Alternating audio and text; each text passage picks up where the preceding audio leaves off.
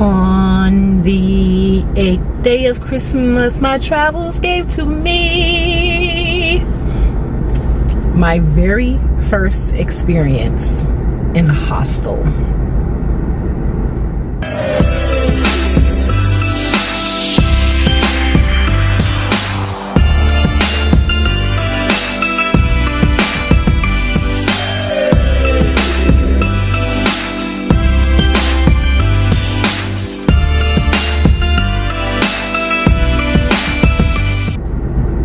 Alright guys, so let's get into today's video. It's a short one. It's short and sweet. I want to lighten the mood since a lot of my earlier videos were about bad things that happened.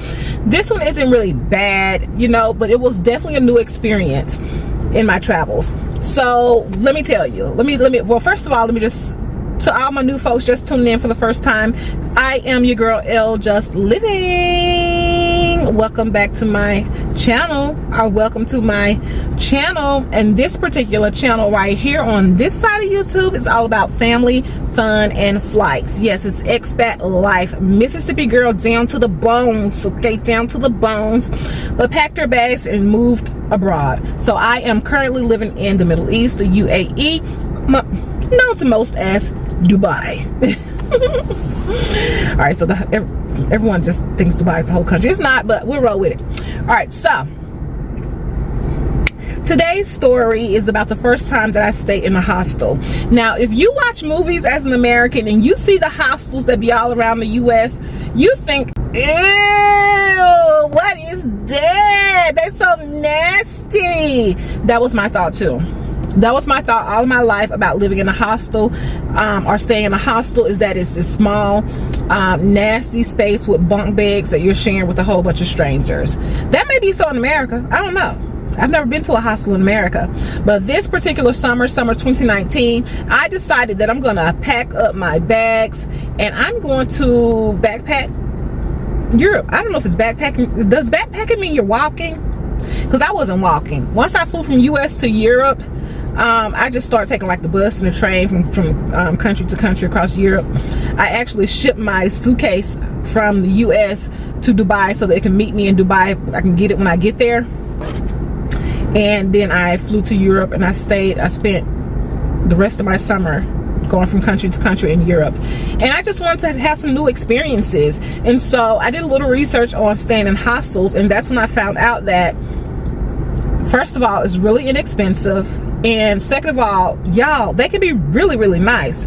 Every hostel I stayed in, because yes, I've stayed in more since that first experience, were super, super nice. Granted, they were all in Europe, not in the US of A. But this particular one was super cool. I saw families there, like mother-daughter combos there, single people there, people of all different ages. These hostels have different setups where you can actually rent a private room if you want to. Of course, you'll be paying close to something like a hotel price, a regular hotel price, if you get like a whole room. But if you get a share hostel, they could be as cheap as like well, at the time, they were as cheap as like $15 a night. So that was right on my budget, because I wanted to, you know, I wanted to be as authentic of an experience in Europe as possible. So this particular experience was in Portugal. It was in Portugal. And I actually have a vlog from when I was in Portugal. I'm not sure if I have any footage, but I will I'm sure I do. I'm sure I do have footage. I will link to my Portugal vlogs here. They are really good. My Portugal vlogs are really good. That's around the time when I first started vlogging. They're really good. I had a really good time in Portugal. And so I was actually in Portugal.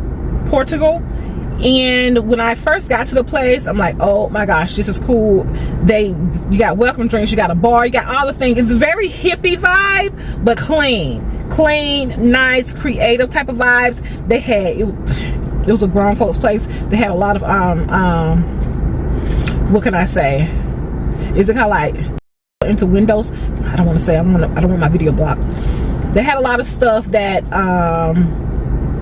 was very explicit all around the hotel. Sayings, and their decoration was very actual. And I was like, oh my gosh, is this what people do? Come to hostels and sleep? Anyways, So when I got there, like, this is dope. There's a bar, there's a welcome drink. It's a really cute little vibe, little cafe vibe, because they have like day parties and everything there at this particular hostel. Don't remember the name of it. Go check out my vlog and you'll see it there. Gorgeous place, and it's close to everything, as most hostels are, because they're normally in the city somewhere. Yeah. Oh my goodness. So I get there, I check in, I get my key, they walk me out to my room. I remember the room. I'm walking out through the bar area with the lights where they have the little day parties and everything like that. And my cabin was like the one, I say cabin, it gives me the vibe of a cabin. Mine was like on the very end. And so this is my first experience. So I walk in, y'all, and it's literally like 2 bunk beds. It's one on the left and one on the right, and they have like these curtains where you can close the curtains, and in the back you have a locker where you can put your personal belongings. So each bed was assigned a locker. So I'm putting my locker in, y'all. I am so excited because at this point it's myself and another girl in the room. And y'all, I am so excited. I am like talking to her like, oh my gosh, this is my first experience here. Oh, what are you doing? How you do this? How you do that? How long have you been here? Y'all, did I say it was my first experience? I was new to this. This girl, I guess she got tired of me because she had a book in her hand or whatever, and she answered the first question, but I guess I was talking too damn much for her. Then she looks at me and she does this. Shh. We have to be quiet. People are sleeping. Bitch, I thought it was just the 2 of us. She said, people sleeping, girl, you gotta be quiet, shut your mouth. But she was right. At the end of the day, I was like, oh, my bad. The other two bunks were closed, so I just thought maybe no one was in there. But she told me it was people in there trying to sleep, child, and I'm talking too much. But that's how it is. When you go to that kind of hostel, you literally got 2 bunk beds. No, any noise you're making, people can hear you, because this particular one, you just close the curtain, lock the little curtain thing, but you can still, it's not soundproof, you know what I mean? But inside each bunk you have like your outlet if you want to lay in the bed. You have like a little light, you can turn the light on, you can plug your phone, charge your things, do all the things. And when you leave, if you want to leave something in your bed, you can lock your little curtain thing or whatever. But and then you have your locker in the back next to the shower. The shower though, I want to say we had 2 showers. I think we had 2 showers, or maybe one. Either way, there were 4 people, 1 or 2 showers to share or whatever. So that was my first experience. Of course, I wait for everybody to be gone before I got in the shower. But to be quite honest with you, I don't think nobody was really up in those bunk beds. I think the girl just didn't want to talk to me, because I don't remember seeing nobody else up in there, to be quite honest with you. But she had been in that hostel for a long time. She had been there for a couple of months, so that was basically her home, honey. I was like, she backpacking for real. She's doing it the real European way. But I was just excited. It was my first time trying something like this. I was super excited. But not all hostels are that way, by the way. Some of them, for example, when I was in Iceland, I stayed in a hostel and it was like a pod.